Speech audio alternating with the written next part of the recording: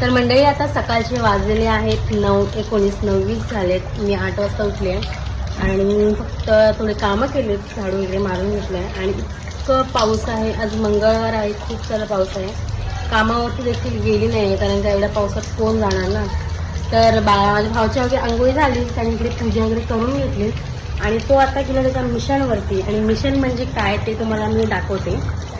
तर हे मिशनपेक्षा पण काही कमी नाही। तर विशाल चालला त्याच्या मिशनवरती। मिशन म्हणजेच भजी बनवायच्या, त्यासाठी घ्यायला चालला आहे बेसन आणि साबुदाण्याच्या वड्याचा प्लॅन होता, पण बघूया कसं कसं होतं आहे ते। त्यानंतर मग मस्त भावाने चहा ठेवली होती, ती गरम केली आणि ती घेतली आणि नंतर मग हळूहळू घरामध्ये पाणी यायला लागलं।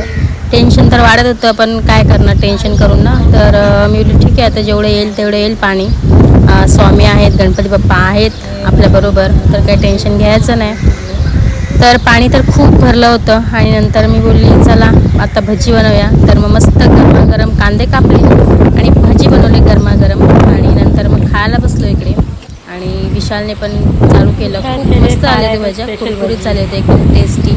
आणि पावसाची मजा घेत घेत इथे विशाल भजी खात होता आणि माझ्या डोक्यामध्ये टेन्शन येतच होतं की यार एवढं पाणी भरलं आहे, अजून किती पाणी भरणार आहे, किती पाणी भरणार आहे। तुम्ही बघू शकता एवढं सारं पाणी भरलं आहे। थोडंफार टेन्शन होतं की यार काय करायचं, कसं करायचं। नंतर मग आम्ही संध्याकाळी मामाकडे निघालो आणि तिथे पण तुम्हाला दाखवते की एवढा पाणी होता, पूर्ण हा रोडला पाणी होता, खूप पाणी होतं। आणि जेव्हा आम्ही संध्याकाळी रिटर्न आलो ना तेव्हा बघू शकता हा एवढा पाणी आहे, खूप। दुसऱ्या दिवशी हे रिटर्नचं आहे आणि एवढा पाणी आहे।